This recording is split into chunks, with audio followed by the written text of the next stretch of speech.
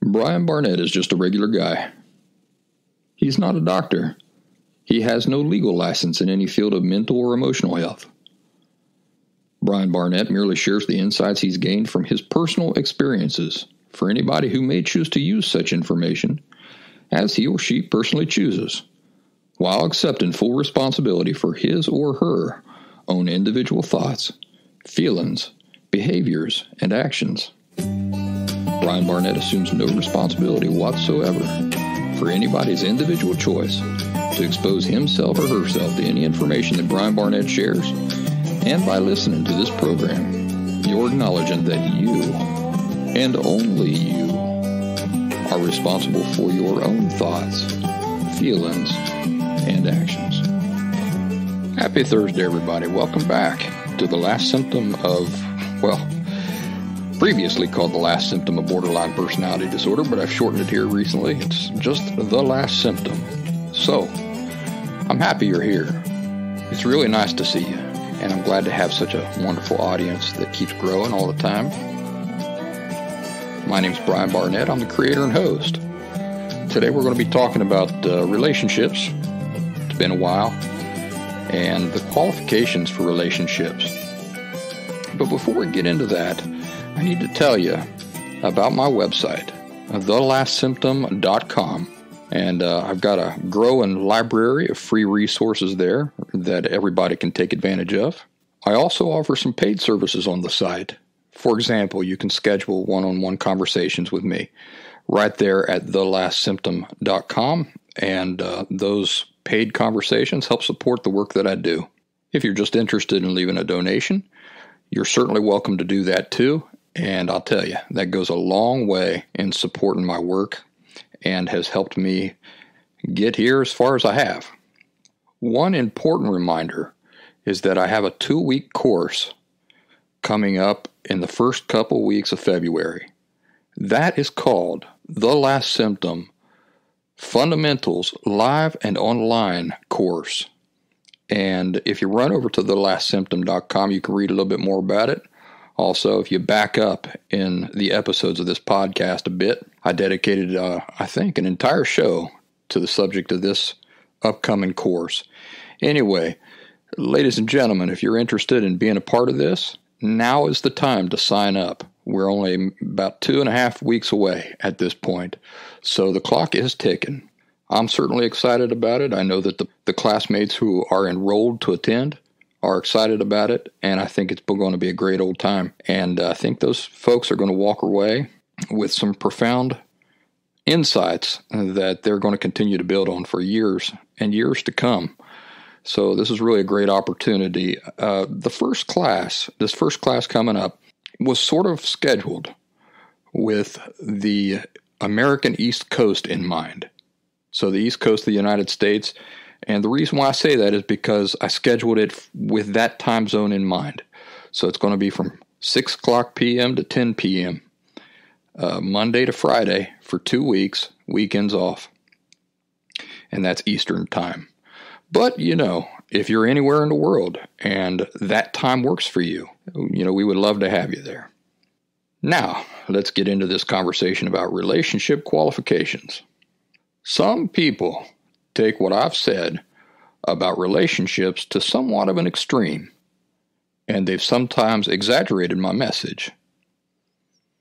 Now, this don't only happen with the things I say about relationships. This happens pretty much with everything I say. Gets twisted and turned and misinterpreted in one way or another. Doing this work, it's amazing to me still, after, going on 2.5 years now, how precisely I can explain something. And at the end, a person will say, so what you're saying is this. And they will have entirely missed the point or entirely misinterpreted what I said. So that's an ongoing struggle for me, to be able to think ahead and predict how people are going to hear some of the things I say, and then preemptively address that before people can even have a chance to take it to extremes or misinterpret it or whatever. For example, I have never necessarily told people that the only way to get better themselves is to break up with their emotionally unhealthy boyfriends and girlfriends, and that they have to do it right now. Never said that. What I have said is that doing so is worth it, and that it will make recovery for yourself infinitely easier, because you're going to be able to focus on yourself and your recovery with the right motivations.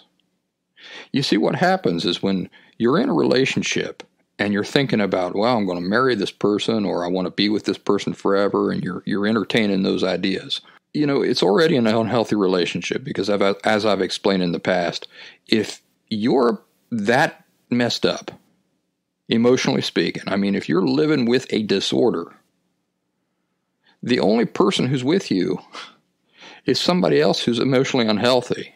The reality is that emotionally healthy people do not commit themselves to emotionally unhealthy people. When they're in a dating relationship and the emotionally healthy person begins noticing the emotional unhealth of the other person, they end that relationship. And usually, the emotionally healthy person never gets in that relationship in the first place, because they observe these things or they sense these things ahead of time before there's any commitment at all, and they avoid that. The very act of a person choosing to get into a relationship with an emotionally unhealthy person, inherently, that is an emotionally unhealthy act. Emotionally healthy people do not purposely engage in unhealthy acts. So it's true. I've never necessarily told people that the only way to get better is to break up with their boyfriend or girlfriend. I've also never said that it has to happen right now. But I have said that it's worth doing that. And let me tell you why. Because I've also said that a person who genuinely makes headway in authentic recovery later on is going to look at that situation they're in and not have a desire to stay with a boyfriend or girlfriend that they're with or that they were with. Because you see, authentic recovery means that you're going to begin to see very clearly how that other person's not healthy himself or herself. And people, again, who are emotionally healthy don't purposely choose to commit themselves to relationships when it's obvious that this is only going to bring pain and dysfunction and drama to their future. Once again, the only people who make emotionally unhealthy decisions like this are emotionally unhealthy people. Now you're thinking, well, love conquers all. So if you love somebody, you would stay with them. But I think deep down you know that's bullshit. That's just Hollywood bullshit. Because I can love a person, but I would never do anything that would be a demonstration of great dislike or lack of love for myself. You see? Healthy people, first and foremost, love themselves, and not in a kind of narcissistic way, in a way that they recognize that that's where it starts. I have to love myself. I have to take care of myself first and foremost. And this trumps any type of love or artificial love or strong feelings that they might feel for another person. Emotionally healthy people do not choose to commit their lives to somebody because of some false notion of love. Because it's only going to bring pain and disorder to your life doing that. So do you see how the very act of doing that is an emotionally unhealthy act? Emotionally healthy people don't do that. Emotionally healthy people don't make decisions for themselves that are going to make their lives miserable. They don't do it. Now, what is the purpose for being in a committed dating relationship in the first place? Have you ever thought about it? The purpose for being in a committed dating relationship in the first place is to measure the compatibility of the relationship so that then you can make an informed decision about whether to fully commit to a life with that person. So having a boyfriend or a girlfriend isn't just a thing that's decided by your feelings and that you do just for kicks. It has a greater purpose. And this greater purpose is to measure long-term compatibility so that you can then make an informed decision about whether to continue the relationship or end it. People in general don't seem to understand this. A committed dating relationship is not a final commitment. Having a girlfriend is not a life commitment. The whole purpose of it is to evaluate. It's an evaluation period for the consideration of a life commitment. So this is why I typically have different advice for those with girlfriends and boyfriends than I do for those with wives and husbands. You see, wives and husbands have already made the final commitment decision. You with the boyfriend, you have not. You're in an evaluation situation, in which case it's very simple to end the relationship and focus on yourself for a couple of years. That's the whole purpose for you being in that situation at all, to evaluate and make a decision. It's not a given that the decision is yes, we're going to stay together. Just as likely the decision is no, we're not compatible for each other, or we're not right for each other. This is only going to bring pain to us. In my personal case, while I was in my recovery, I refused to so much as get into a dating commitment. So what I mean is I dated casually, but I did not have girlfriends. I had a lot of girls over to my apartment, and I hung out with a lot of girls. But I did not have girlfriends. I did not allow myself to become somebody's boyfriend. Why not? Well, I had just come out of the most excruciatingly painful period of my life. I had just gone through a divorce with my wife, somebody that I had been with for 10 years, and I had just discovered that I was living with some kind of emotional disorder. So there was no way I was going to knowingly put myself in a situation, knowing that my perspectives were unhealthy and that I could not trust my judgment in that period of time to not end up in that same painful situation again. I wasn't going to do that to myself. The last thing I was going to do was make big life and relationship decisions, knowing that my perspectives, my form of thinking before had resulted in unbearable pain. I'm talking about unbearable pain. I was smart enough not to do that to myself again. Are you? So yes, I advise unmarried people very strongly that it's better to be single while trying to authentically recover. But I leave the decision about whether to break up with partners up to you. And I've never said that remaining in the relationship isn't a choice you have. But I got to be honest with you too and tell you that it's simply going to make authentic recovery much, much more difficult. Another thing I'd like to clarify about this is that some have made the dramatic decision of breaking up with their boyfriends and girlfriends pretty soon after hearing this advice from me. And in many cases, I feel like they've followed through with this decision before they've ever truly had a deep, clear, solid understanding of what they were doing and why, and before they were firmly on the road to genuine recovery. So, do you remember at the beginning that I said that some people take what I say to an extreme?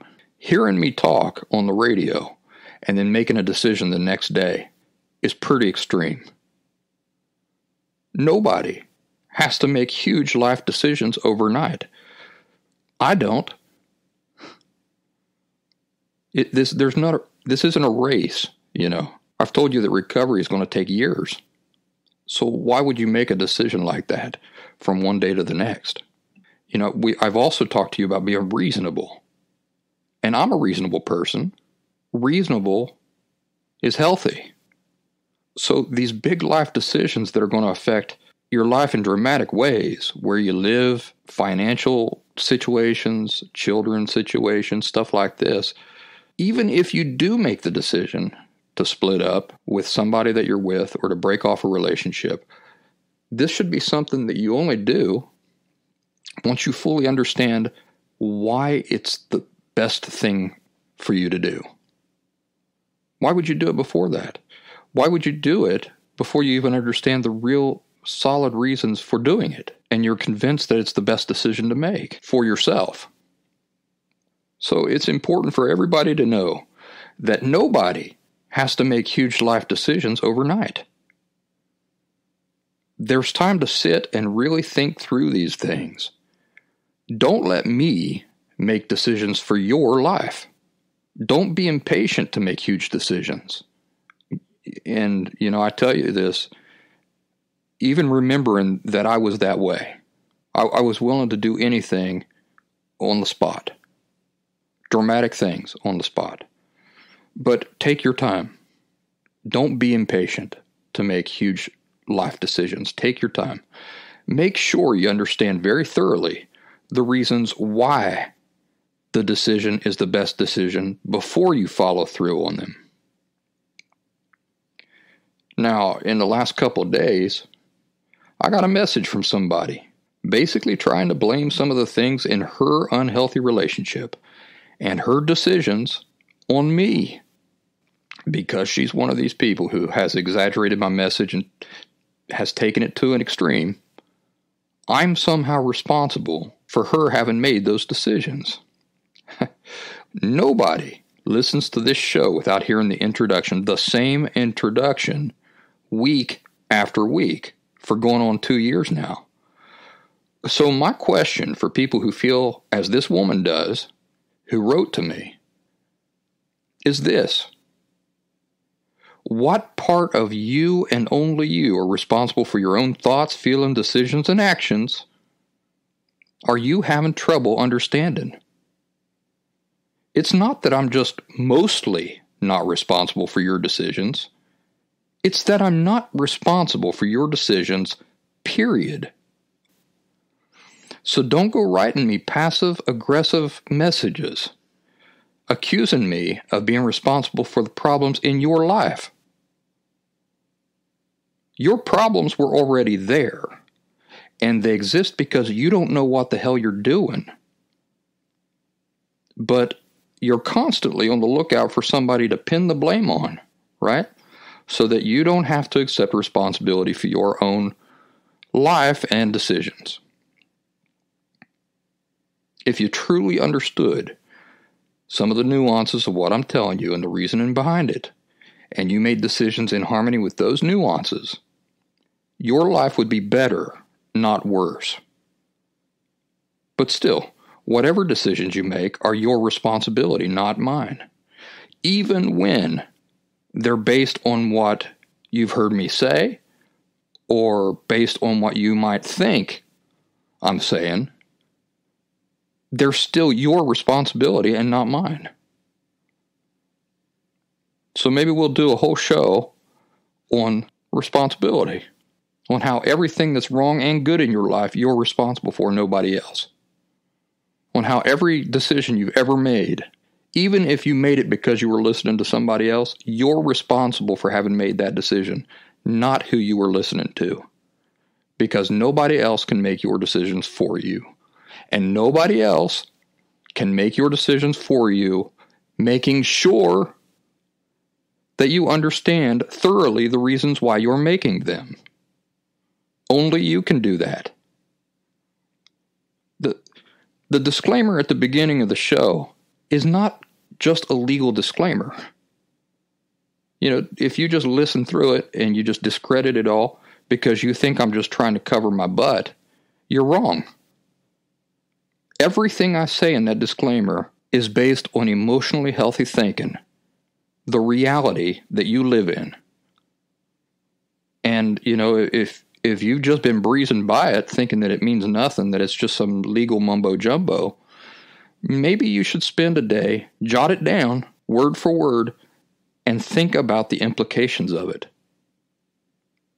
You and only you are responsible for your own thoughts, feelings, decisions, actions, and everything that happens in your life. Everything you do or don't do, you are responsible for, not me. It doesn't matter what I've said. It doesn't matter what anybody on TV has said. You're still responsible.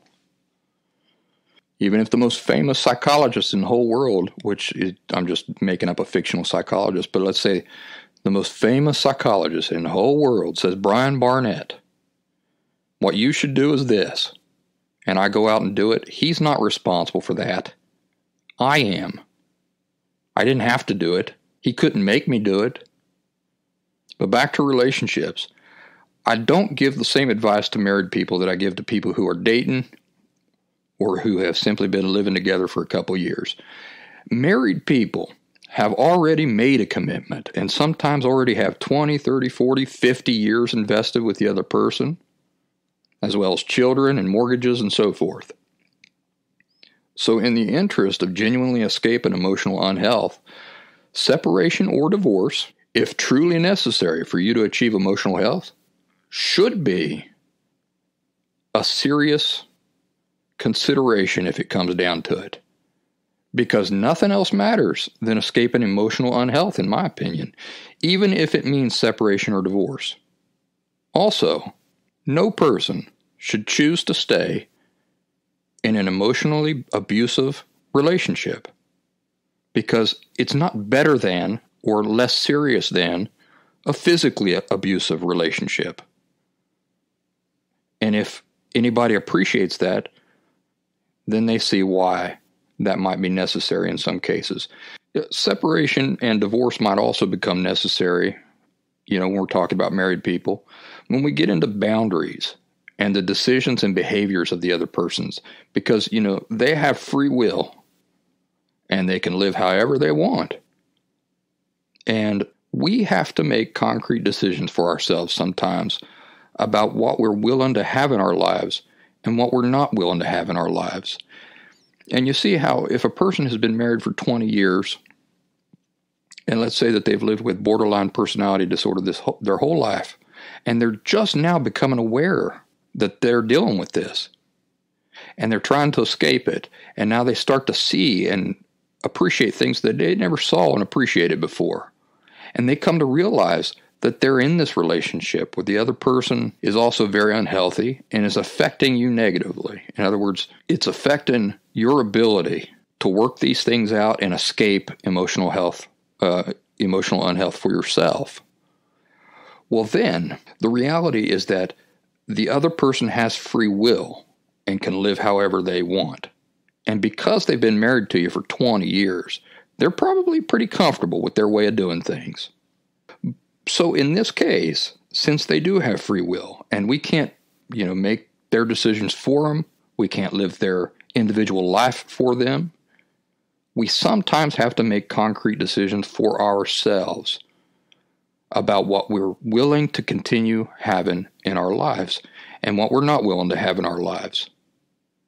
If another person's using their free will to make decisions and engage in behaviors or act in ways that are simply bringing disorder and unhappiness to us, and that other person doesn't seem willing to change or learn the same things that you've now been learning, and they don't seem to want to make different, healthier decisions for themselves, then divorce or separation should definitely be on the table. As I said before, nothing is more important than achieving genuine emotional health, because you're never going to be content unless you do. Remember what I said in the past, that the only rich man that you'll ever meet who's genuinely happy is somebody who was already genuinely happy when he was poor, because genuine contentment comes from within, not from external things.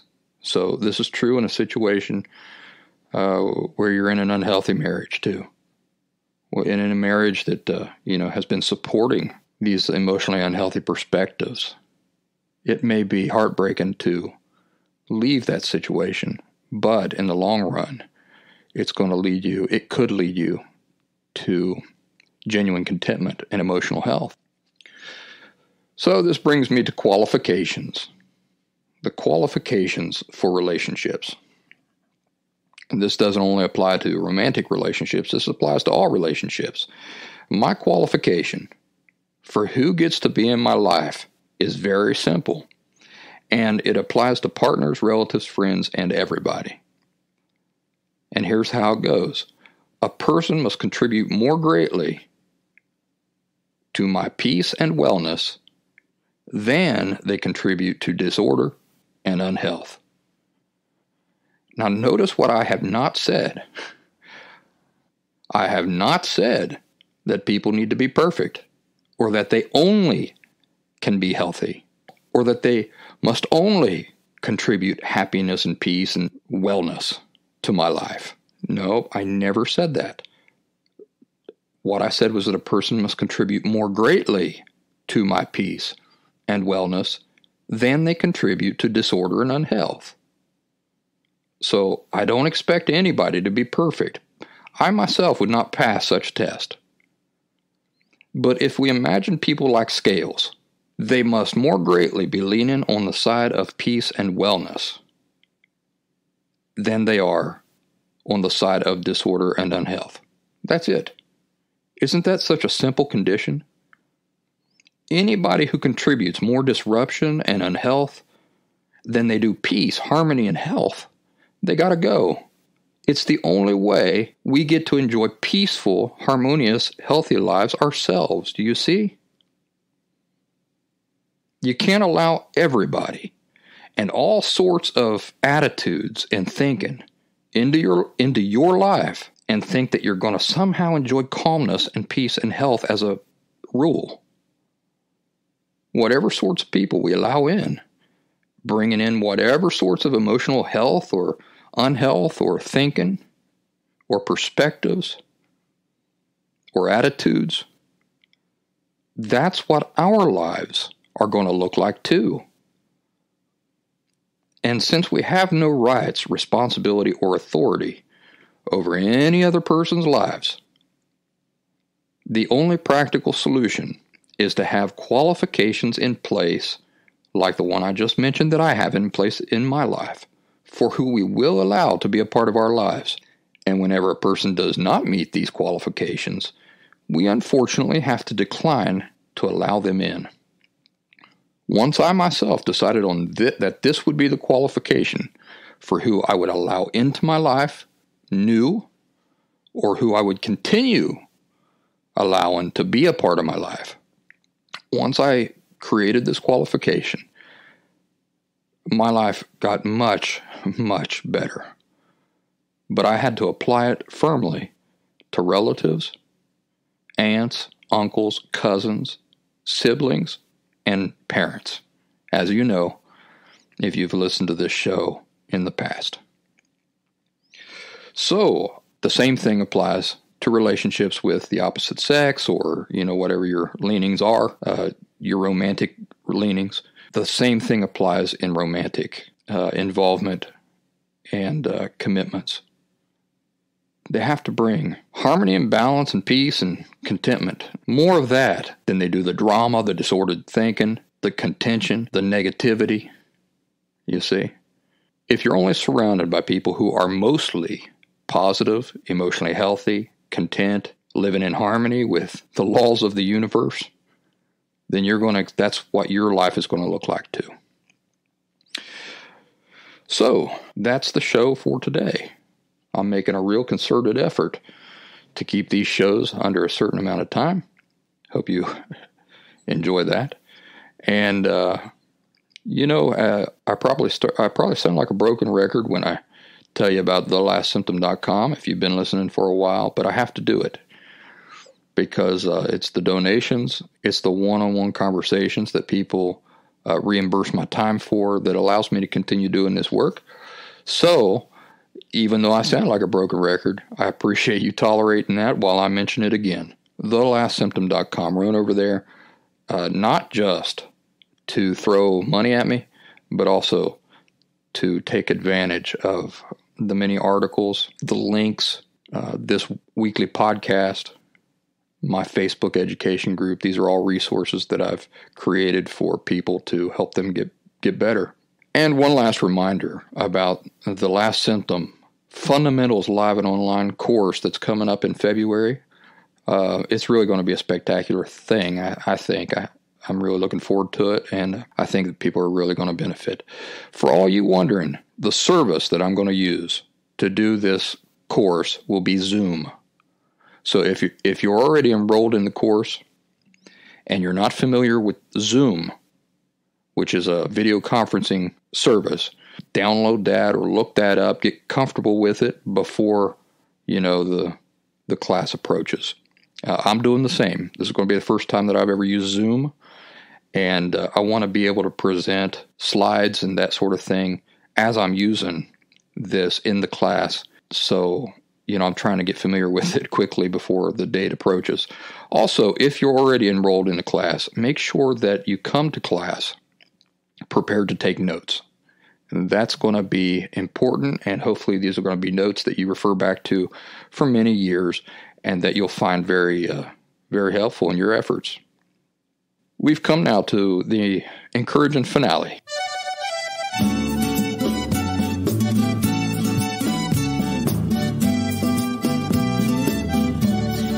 When I was a kid growing up in the Appalachian foothills, a lot of our friends lived so far away. When they would come, they wouldn't just come for a day. They would end up spending the week or maybe just the weekend with us. One group of friends that we had, they came to stay with us this exact same time of year. There was about 4 feet of snow, and the temperatures were like in the 20s Fahrenheit. And down over the hill was a pond that we called Nola's Pond. And it was back in the woods, and my friend said, "Hey, what about that pond that we were fishing in when we were here this past summer?" I said, "Well, let's go on down there." And there was snow everywhere. Somebody got the bright idea that we should all skinny dip in this water. For some reason, we just thought this was a grand old idea, and we all stripped down, completely buck naked.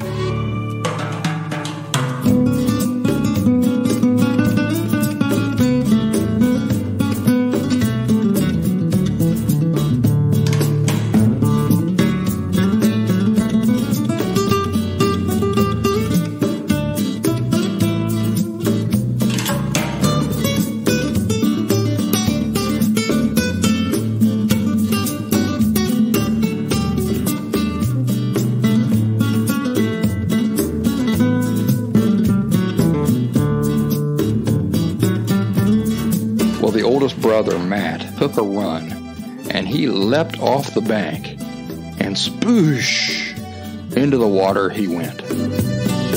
I looked at my brother, Ben, and he looked at me, and we shrugged, and off we went, jumped off that bank, and time stopped. As soon as the tip of my naked toe touched the water, I was already clawing at the air. The only thought in my head was getting out.